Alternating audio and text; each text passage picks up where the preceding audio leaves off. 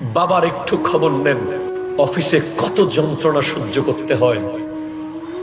প্রতিদিন চাকরি ছেড়ে দেবে মনে করে, আবার সন্তানের দিকে তাকিয়ে ফজরের নামাজের পরে ঘুম থেকে উঠে ব্যাগ নিয়ে চলে যায়। প্রতিদিন কত রকমের গালি, কত বঞ্চনা, কত যন্ত্রণা, কত অপমান সহ্য করতে হয়। বাবার হার্ট ব্লক হয়ে যাচ্ছে সহ্য করতে করতে। তারপরেও আবার বাসায় এসে যখন সন্তানের চেহারা দেখে, আবার সেই বসের পায়ে ধরে চলে যায় অফিসে সন্তানের মুখে খাবার তুলে দেওয়ার জন্য।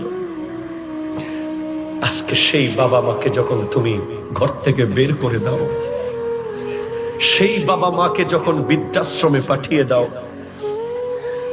তখন মনে হয় আসমান ভেঙে পড়ে যাবে। এক সন্তান তার বাবাকে নিয়ে পাহাড়ে রাখতে চলে গেছে, সাথে নিয়ে গেছে ছোট্ট শিশু। 3 প্রজন্ম একসাথে গাড়িতে, নাতি, দাদা, বাবা। বাবা অনেক দূরে গিয়ে দাদাকে রেখে চলে যাচ্ছে গাড়ি ছেড়ে। নাতি বলতেছে, আব্বা আমার দাদা কই? বলে, তোমার দাদাকে তো রেখে এসেছি বৃদ্ধাশ্রমে। কেন বাবা, আমার দাদা কি আর ঘরে থাকবে না আমাদের সাথে? বলেন না। কেন? তোমার মা মানতেছে না, তোমার মা তোমার দাদাকে সহ্য করতে পারছে না। তো সন্তান বলতেছে, বাবা তাহলে তুমিও বুড়া হলে আমি কি এখানে রেখে যাব? আল্লাহু আকবার বলেন না। সাথে সাথে তার চোখ খুলে গেল, আবার গাড়ি ঘুরিয়ে চলে গেল বাবার কাছে। আব্বা আপনাকে নিতে এসেছি। তো দাদা বলতেছে, অফুত আমি জানতাম তুই আবার আসবি।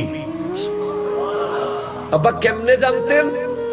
কারণ আমি আমার বাবাকে রেখে যাই নাই, সেজন্য আমার বিশ্বাস ছিল আমার ছেলে আমাকে রেখে যাবে না। রিকশাওয়ালাদেরকে জিজ্ঞেস করেন মুরাদপুরের মোড়ে, আপনার তো কোটি টাকা আছে, ও ভাই রিকশাওয়ালা এত রাতে টিপ মারেন কেন, ঘুমান না? কয় সংসার একটু বড়। কিরকম? কয় মা বাবা ভাই বোন 10 জনের পরিবার, একা চালাই হুজুর। চলেন কেমনে? কয় সবাই মিলে ডাল ভাত নিয়ে খেয়ে ফেলি। তো অন্য ভাই নাই? কয় অন্য বাইরে দিব কিল্লাই, আমার মারে আমি রাখবো, আমার জান্নাত আমার লগে।